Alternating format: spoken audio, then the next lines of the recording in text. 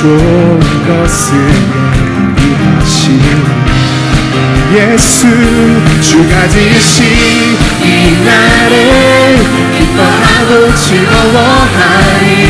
주가 되신 이 날에 기뻐하고 즐거워하리. 난 내일을 염려하지 않네. 주의 말씀 신뢰해. 주님의 날에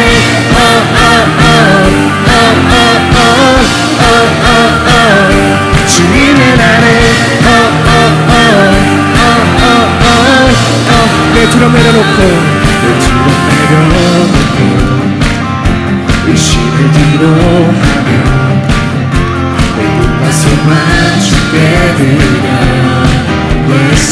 한번 내 두려움 내려놓고 내 두려움 내려놓고 의심을 뒤로하며 내 눈가슴만 주께 드려 예수. 주께서 내게 풍성히 채우시며 우리에게 좋은 것을 예비하시는 예수, 주가 되신 이 날에 기뻐하고 즐거워하리. 주가 되신 이 날에 기뻐하고 즐거워하리. 주가 되신 이 날에 기뻐하고 즐거워하리. 주가 되신 이 날에 기뻐하고 즐거워하리. 난 내일을 염려하지 않네. 주의 말씀 신뢰해. 주님의 날에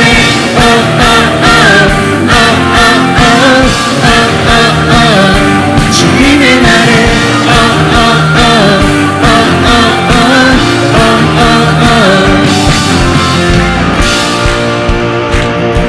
우리 주 진리 위에 서겠습니다. 결단하시면서 찬양합시다. 주 진리 위에 서리. 주 진리 위에 서리. 평생을 주를 위해. 평생을 주를 위해. 주 진리 위에 서리. 주 진리 위에 서리. 평생을 주를 위해. 평생을 주를 위해. 주 진리 위에 서리. 주 진리 위에 서리. 내 평생을 주를 위해. 평생을 주를 위해. 주 진리 위에 서리. 내 평생을 주를 위해. 주가 되신 이 날에 기뻐하고 즐거워하리. 주가 되신 이 날에 기뻐하고 즐거워하리. 주가 되신 이 날에 기뻐하고 즐거워하리. 주가 되신 이 날에 기뻐하고 즐거워. 주가 되신 이 날에 기뻐하고 즐거워하리. 주가 되신 이 날에 기뻐하고 즐거워하리. 난 내일을 염려하지 않네. 두려움과 슬픔과 힘이 주인도에 나가리리. 주의 말씀 신뢰해. 주님의 날에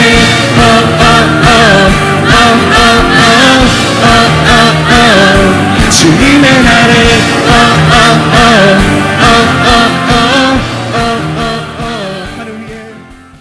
자, 우리 함께 나눌 말씀입니다.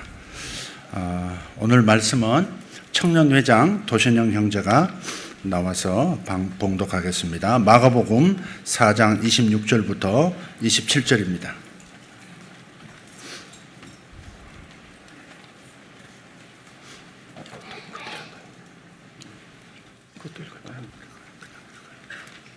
오늘 본문 말씀은 마가복음 4장 26절부터 29절 말씀입니다. 또 이르시되 하나님의 나라는 사람이 씨를 땅에 뿌림과 같으니 그가 밤낮 자고 깨고 하는 중에 씨가 나서 자라되 어떻게 그리 되는지를 알지 못하느니라. 땅이 스스로 열매를 맺되 처음에는 싹이요 다음에는 이삭이요 그 다음에는 이삭의 충실한 곡식이라. 열매가 익으면 곧 낫을 되나니 이는 추수 때가 이르렀음이라. 아멘. 다음 주는 학생부에서 나와서 읽도록 하겠습니다.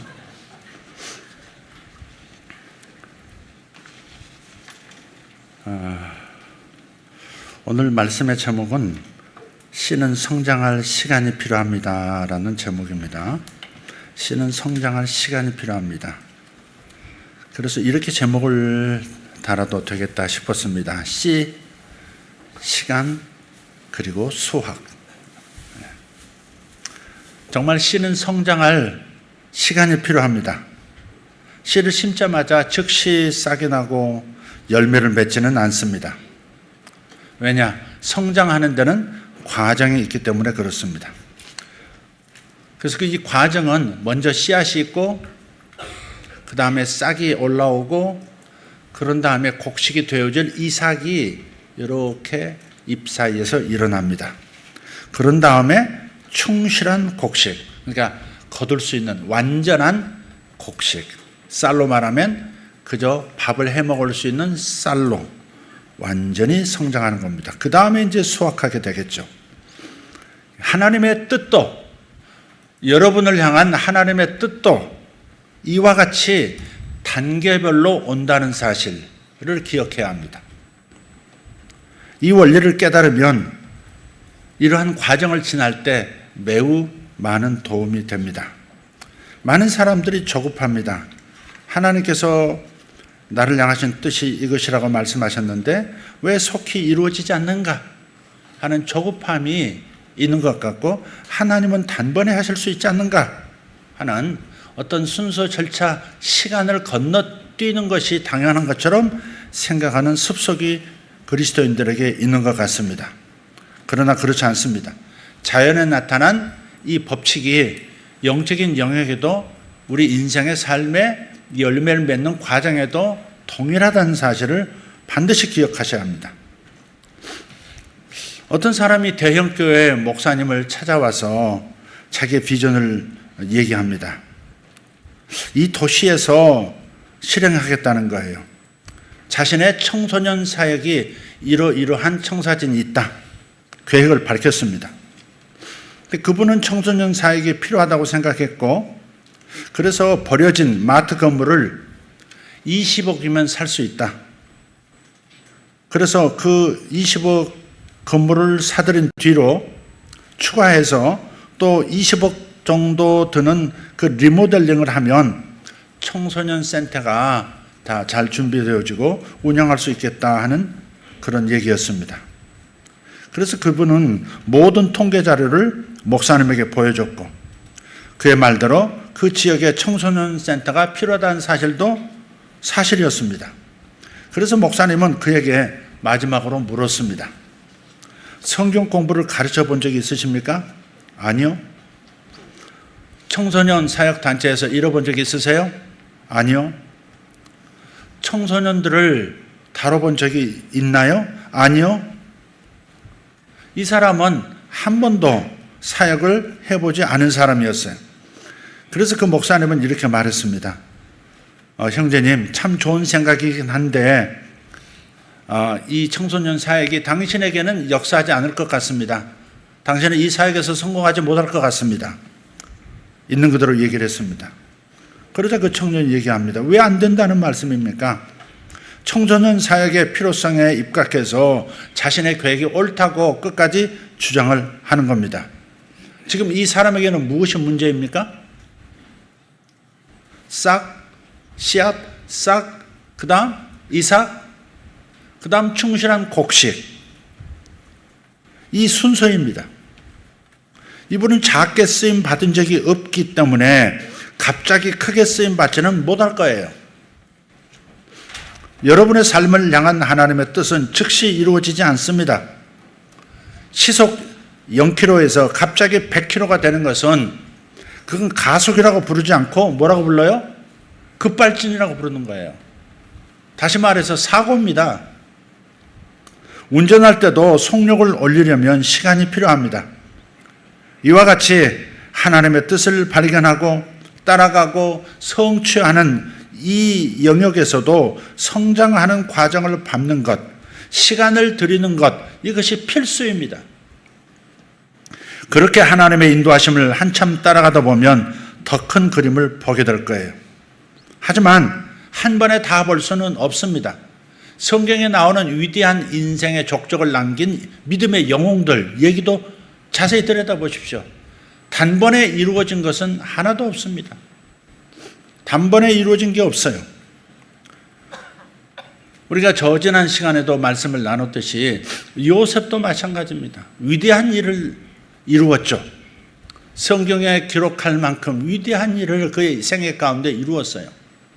애굽이라고 하는 대제국, 북아프리카에서 이 고대 근동을 장악하고 있었던 애굽 제국 안에서 2인자 총리가 되어 자기 백성을, 자기 가족을 살리고 자기 가정이 큰 민족이 되도록 만들었던 기초를 쌓았던 사람이 요셉입니다. 그 무서운 흉년 기간에 그 지역 사람들을 다 살려낸 사람이 요셉이에요. 그다음 처음부터 이러한 거대한 영적 수학이 있었던 것은 아닙니다. 처음에 그는 씨를 받았죠. 2번의 꿈을 꿨어요. 어린 시절 2번의 꿈을 꿨습니다. 자기 가족들이 자신을 존경하고 존중하고 있는 그런 꿈을 꾼 거예요. 2번씩이나. 심지어 아버지 어머니도 자신을 향해서 절을 하는 그런 꿈을 꾼 거예요. 어린 마음에 소화할 수 있는 내용이 사실 아니었습니다. 부모가 자기에게 절을 할 정도로 자기가 위대한 사람이 되다니, 형제들이 모두 내 앞에 무릎을 꿇다니, 그저 꿈에 나오는 그 이야기를 단순하게 받아들였던 것이죠.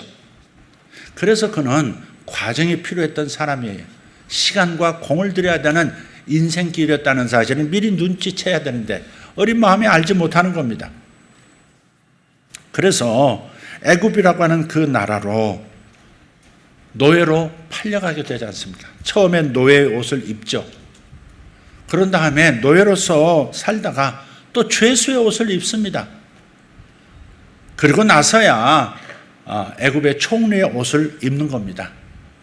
사실 이 모습은요, 예수님을 보여주는 거거든요. 요셉은 예수님의 예표예요. 예수님께서 인간의 몸을 입고 이 땅에 오셨어요. 죄인들인 인간의 몸을 입고 이 땅에 오셨어요. 죄인의 옷을 입으신 거예요. 그전에는 어떤 옷이었죠? 요셉처럼 아버지의 사랑을 독차지하는 하나뿐인 외아들로서 채석옷을 입으신 영광스러운 분이셨죠. 그러다가 인류를 위해서, 죄인들을 살리시기 위해서 죄인의 옷을 입습니다. 이 땅에 오신 거예요. 그러다가 3년 그렇게 사역을 하시다가 어느 날 갑자기, 제가 순서가 바뀌었습니다. 노예의 옷을 먼저 입었죠. 인간이 죄의 노예, 마귀의 노예였으니까. 그러다가 죄수의 옷까지 덧입습니다. 예수님께서. 그래서 십자가에서 죽으시죠. 그런 다음에야 부활하시고 하늘과 땅의 모든 권세를 가지신 분, 사탄은 멸하고 인류는 구원하시는, 사탄은 멸하고 인류는 구원하시는 이 놀라운 하나님 아버지의 영원하신 대표자가 되시는 거죠. 요셉의 삶이 예수님의 삶을 보여주고 있는 거예요, 사실은. 어쨌든 요셉의 생애로 다시 돌아가서 요셉은 이러한 노예의 과정, 그런 다음에 노예로서 또 죄인의 과정을 겪고, 그런 다음에야 원래 하나님께서 목적하셨던 그 자리로 승진을 하게 되는 겁니다. 처음에는 싹이요, 그 다음은 이삭이요, 그 다음에 충실한 이삭이라, 이 순서가 있다는 거예요.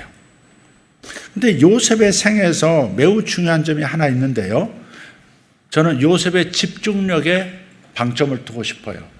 요셉은 집중력이 대단했던 사람이에요. 다윗도 마찬가지예요. 다윗도 집중력이 있었던 사람이에요.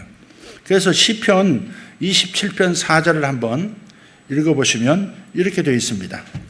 시편 27편 4절 같이 한번 읽어볼까요? 내가 여호와께 바라는 한 가지 일 그것을 구하리니 곧 내가 내 평생에 여호와의 집에 살면서 여호와의 이름 아름다움을 바라보며 그의 성전에서 사모하는 그것이라. 아멘. 한 가지 일을 구한다는 거예요. 한 가지에 집중하고 있어요. 다윗의 그 한 가지는 무엇이었습니까? 성전을, 주님의 이름을 모실 성전을 지어서 그 성전에서 영원히 하나님의 아름다우심, 하나님의 그 위대하심, 하나님의 그 무한한 사랑에 눈을 바라보면서 그것으로 행복한 인생을 살고 싶어 했던 바로 그 한 가지였어요. 다윗도 한 가지에 집중했고 요셉도 한 가지에 집중합니다.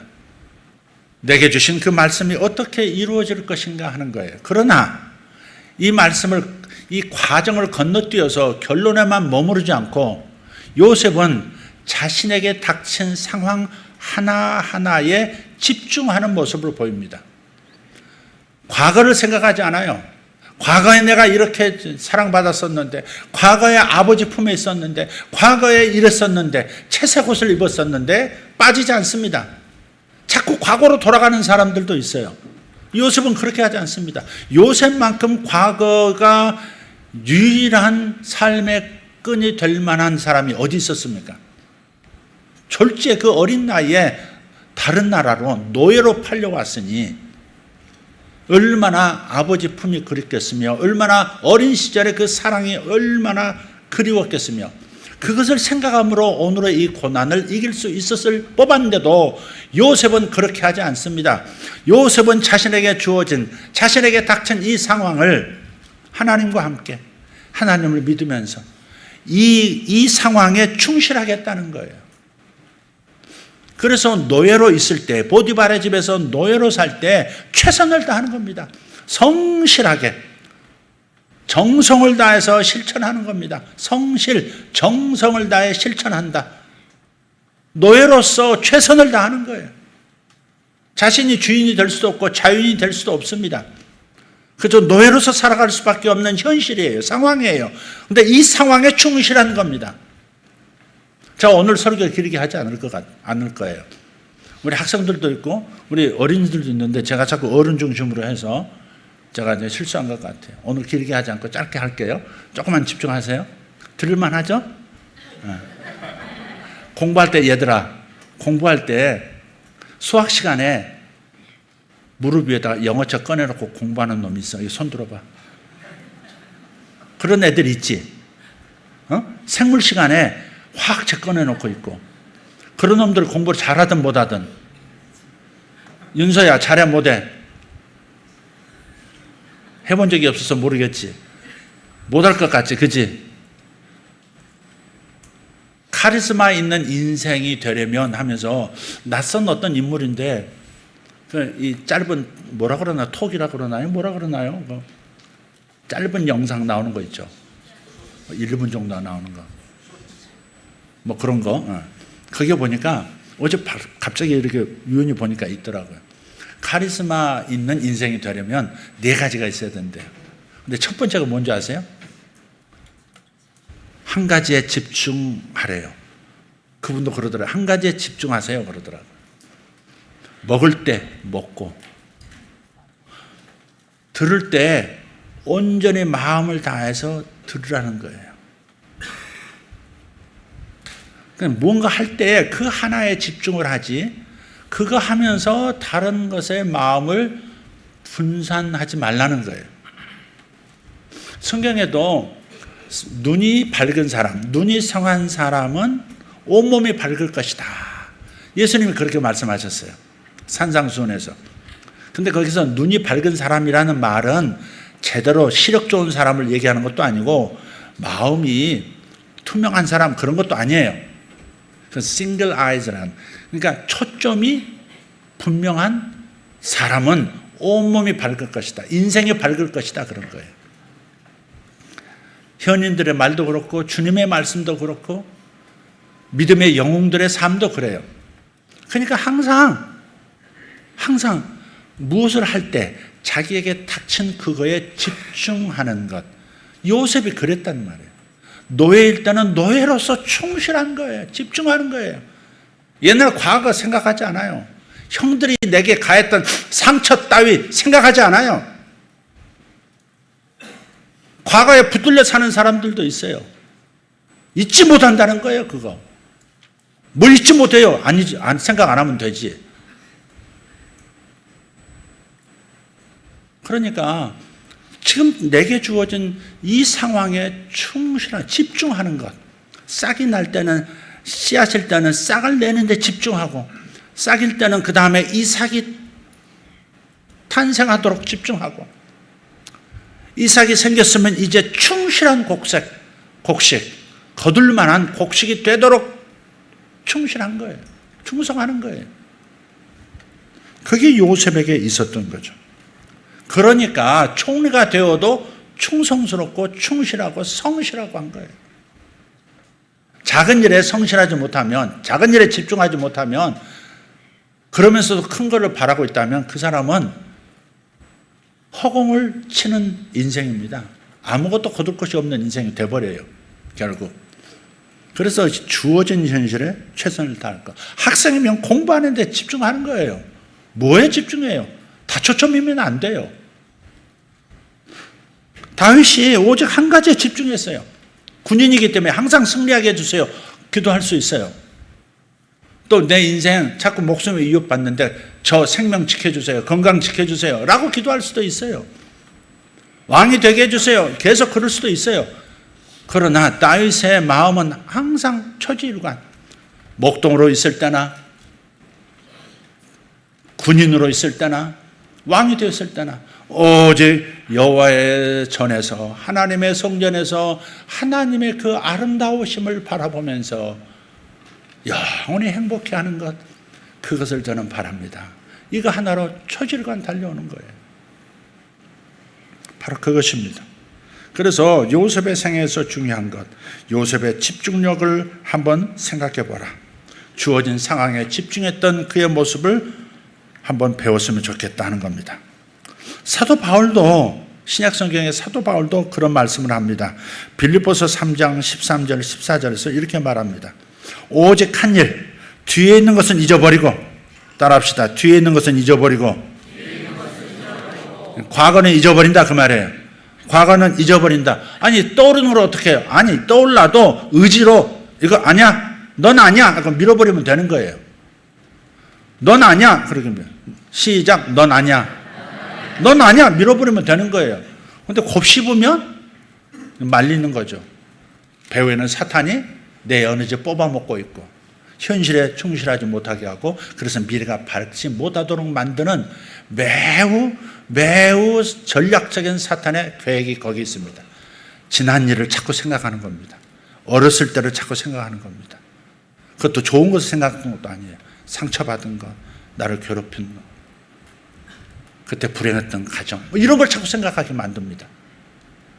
지난 직장에서 나를 괴롭혔던 그 남자, 자꾸 그런 걸 생각하게 하는 겁니다. 사탄의 전략입니다. 그래서 사도 바울도 오직 한 일, 뒤에 있는 것은 잊어버리겠다는 거예요. 사도 바울이 지금 잊어버린다는 것은 나쁜 일도 아니에요. 자기가 해왔던, 주님을 위해서 충성스럽게 걸어왔던 그 길마저도 잊어버린다는 거예요. 이게 중요한 게 아니라는 거예요. 여지껏 내가 열심히 살아왔던 것, 그것도 중요한 게 아니라는 거예요.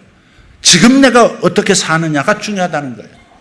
그래서 오직 한 일, 즉 뒤에 있는 것은 잊어버리고 앞에 있는 것을 잡으려고 표대를 향하여 그리스도 예수 안에서 하나님이 위에서 부르신 부름의 상을 위하여 달려가노라. 하나님께서 내게 주실 상이 무엇일까?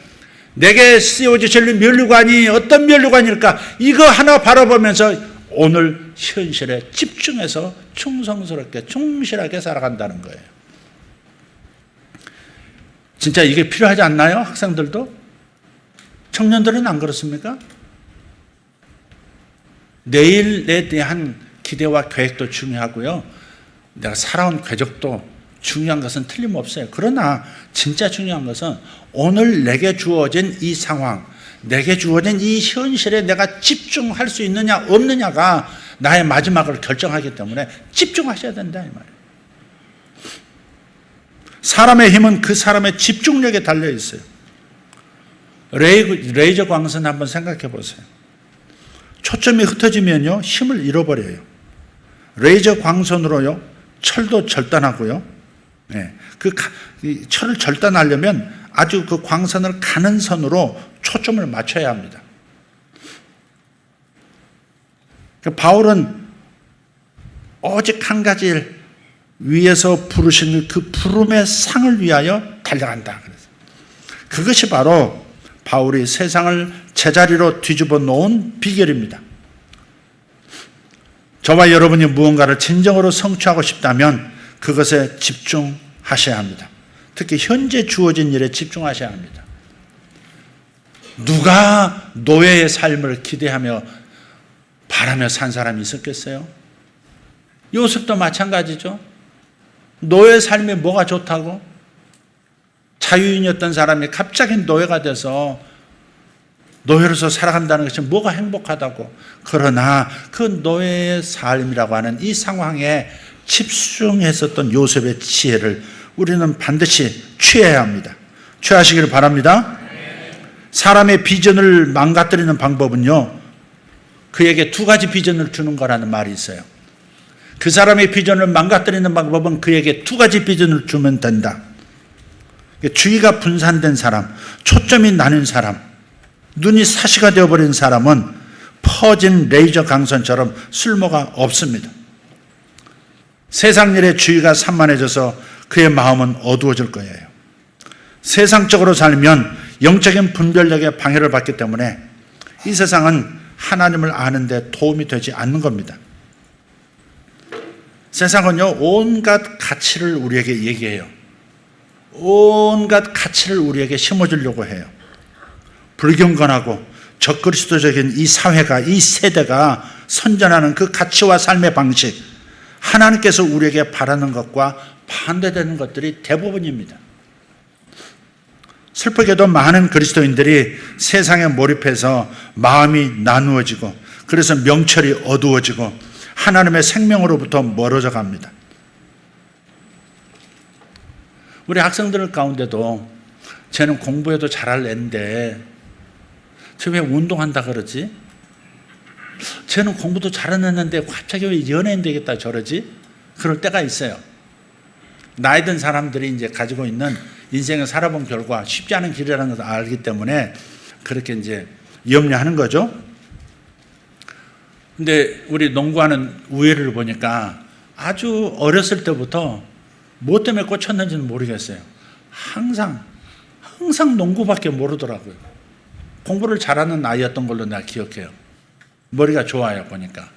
그런데 공부를 잘하는데도 농구를 또 하겠다고 하는 그 씨앗이 마음에 떨어지니까 안 되겠어요, 보니까. 그 동네 근처에, 이제 우리 집 근처에 살았었는데 또 농구 클럽이 있어요. 초등학교 때부터 클럽에 들어가서 농구를 하더라고요. 그래서 중학교 들어가고 고등학교 들어가고 하면서 전부 농구부에서 이렇게 계속 농구를 하더라고요. 앉아서 남은 시간에 다른 영상 볼 수도 있잖아요. 학생들이 연예인도 보고 뭐 재밌는 영상도 보고 뭐 그런 거 볼 텐데, 그런 거 보고 항상 보는 거 보면 농구하고 있는 그 모습이에요. 유명한 선수가 어떻게 여기서 빠져나가 가지고 슛을 넣느냐 이거야. 항상 그것만 보더라고요. 오직 한 가지 일, 그것을 내가 구하리니, 표대를 향하여, 농구 골대를 향하여, 이거밖에 없더라고요. 또 얼마 전에 언뜻 들으니까 자기가 미국의 NBA라고 그러나, NBA는 저긴데 그 농구 이거 시합이 있잖아요.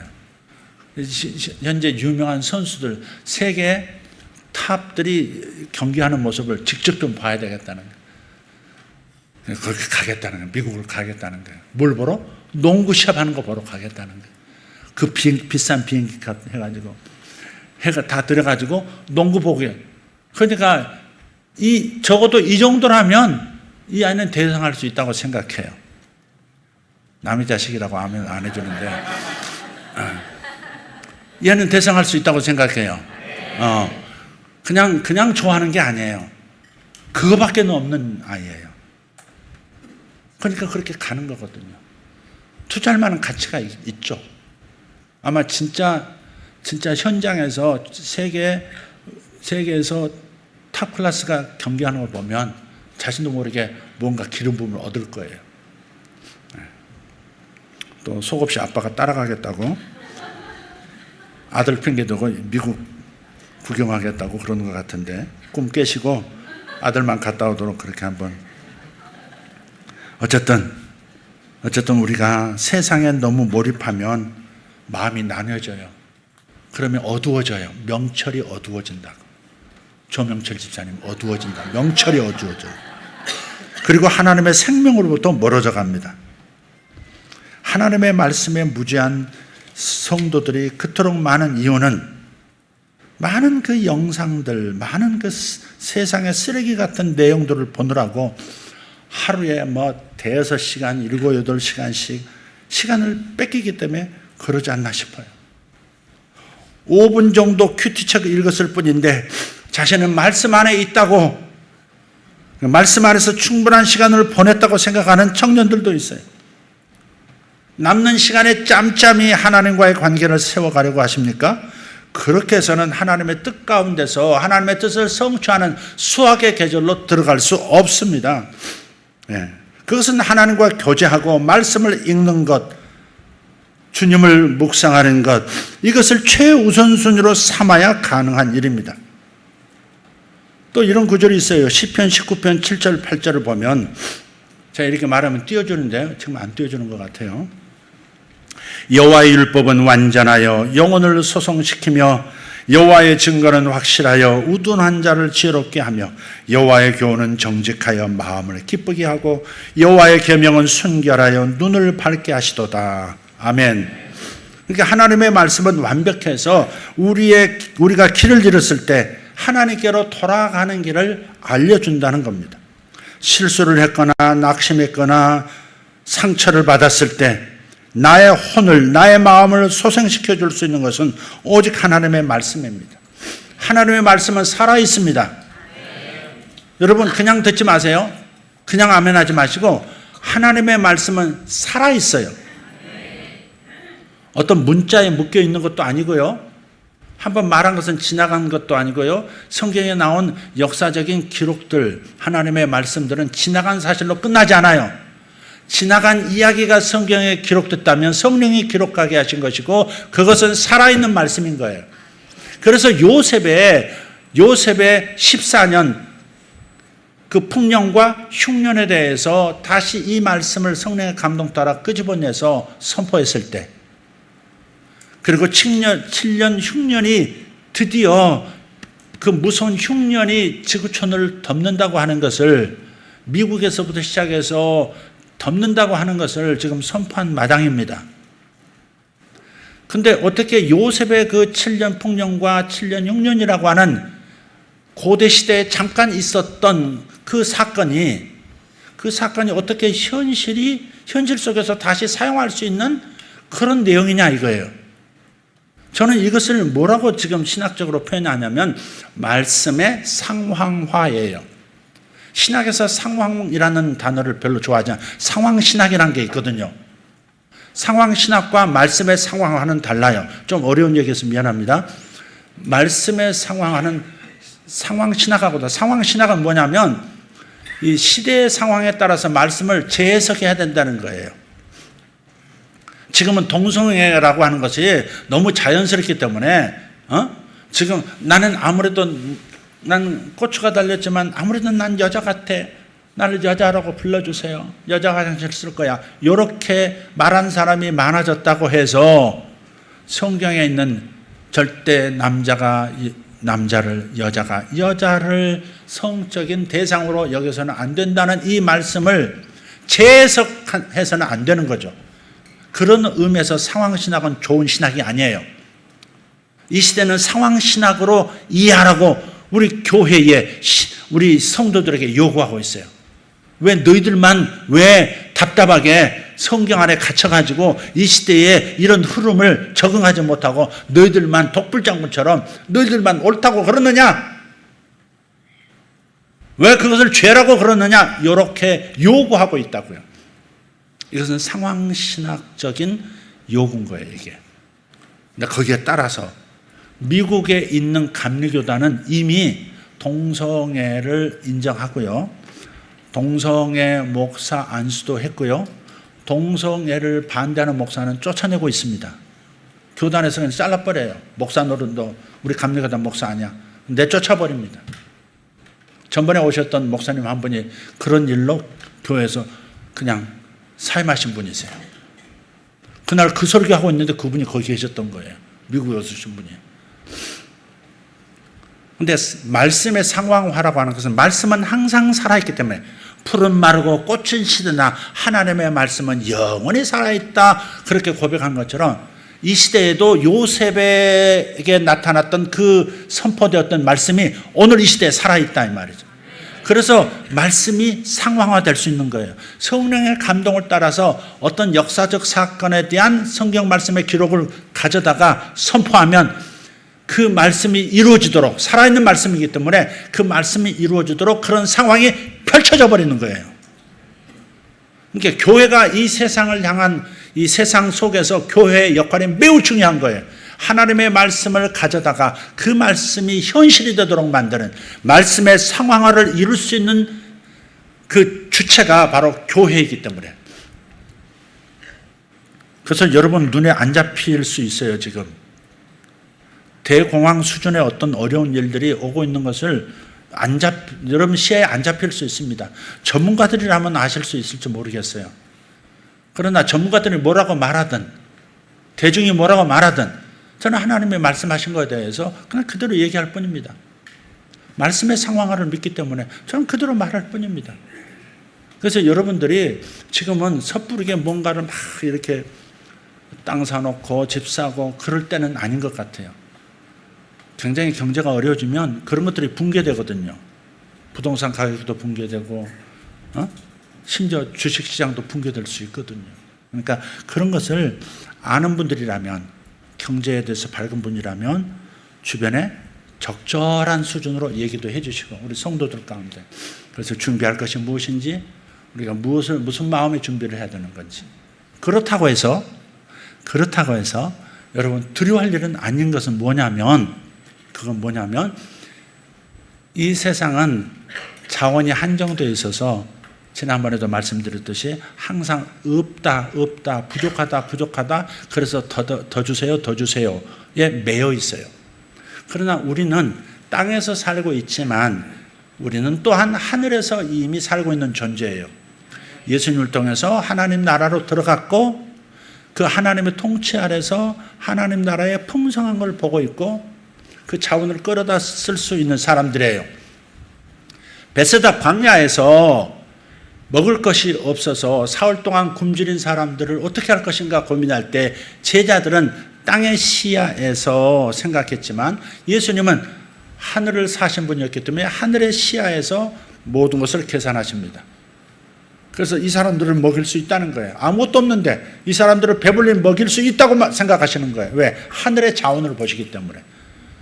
무한한 궁핍함이 영원히 없는 가난이 영원히 없는 그 하늘의 자원을 보시기 때문에 그 하늘의 자원을 끌어다가 풀어놓으면 되기 때문에 그래서 주님은 결국 하늘의 자원을 끌어다가 무에서 유를 창조하듯이 작은 것에서 무한 리필, 무한 증식을 가져오는 오병이어 기적을 일으켜서 베세다 광야에 있었던 그 많은 사람들이 배불리 먹고도 12광주리가 남는 음식이 있게 하셨습니다.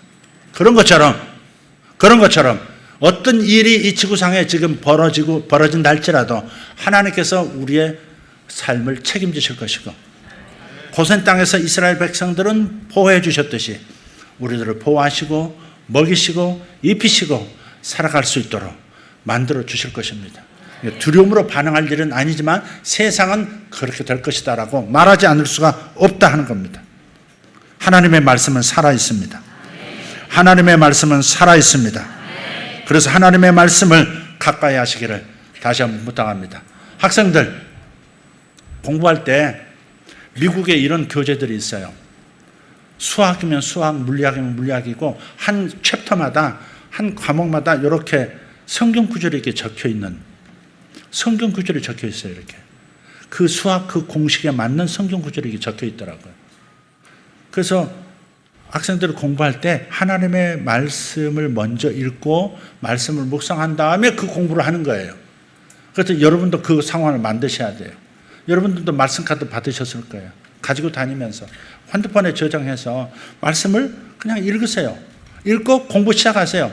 이 말씀과 이 성경 말씀과 내가 지금 이 시간에 공부하는 공부가 내용이 상관이 없어 보여도 하나님의 말씀부터 먼저 생각하고 묵상하고 입으로 선포하고 그런 다음에 공부해 보세요.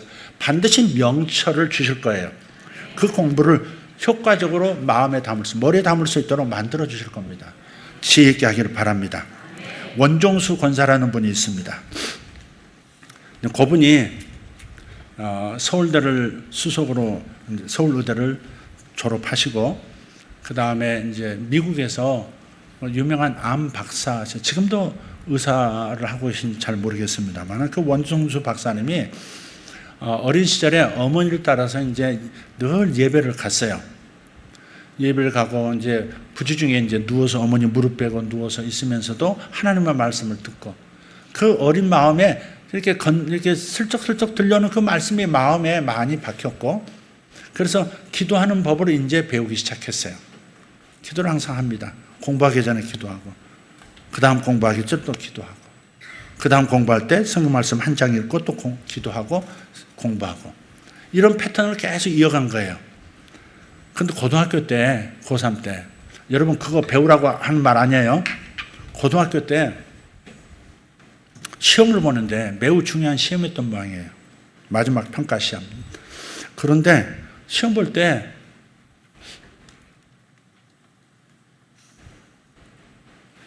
눈을 감고 기도하는데 갑자기 책이 펼쳐지더래요.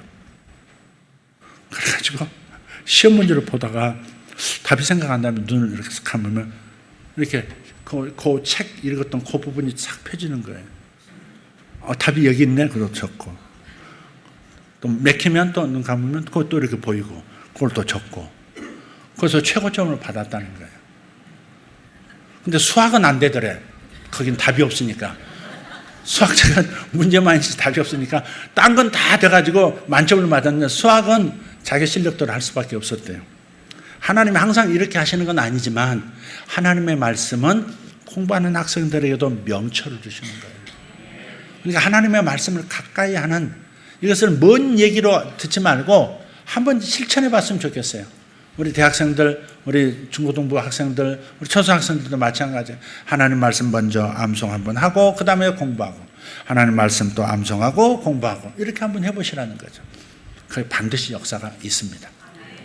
그리고 오늘 말씀의 결론은 현재 상황에 집중하는 싹이 날 때 싹에 집중하고 이상이 날 때 이삭에 집중하고 충실한 열매를 맺을 때 거기에 집중하고 수확할 때 수확을 집중하고 그렇게 하시면 되는 거예요. 그럼 아름다운 일들이 인생에 맺혀질 줄 믿습니다. 할렐루야. 우리 성미자매도 어려서부터 그러더라고요. 미국 하더니 미국 가는 남편 만나가지고 미국으로 지금 이민 갔어요. 어제 출발 그저께 했나? 26일 그저께인가? 미국으로 이제 완전 이민 갔어요. 또 부모님도 모시겠다 그러고 내일 뭐 이효수 권사님도 이제 아기 봐주러 또 한 4개월 동안 가 계실 모양인 것 같아요. 그래서 성희 부부도 부른다는데 저것도 몇 년 있다 저것들도 이민 간다고 또 그런 거 아닌가 모르겠어요. 어쨌든 뭔가에 집중하는 것, 하나에 집중하는 것 이게 꼭 필요하다. 오직 한 가지 일에 집중하는 여러분 되시기를 바랍니다. 기도하겠습니다. 하나님, 씨는 성장할 시간이 필요한데 성장이라는 과정을 놓치고 단번에 그 과정을 건너뛰어 수학의 계절로 들어가고 싶어하는 그 실수 때문에 오늘 주어진 상황에 집중하지 못하고 현실에 집중하지 못하고 사는 사람들 많습니다. 주님, 우리는 이 악순환에서 벗어나게 주시옵고 주어진 현실에 집중하되 눈은 내 목표 지점을 바라보는 우리 모두가 되게 하여 주시옵소서. 감사합니다. 예수님의 이름으로 기도합니다. 아멘.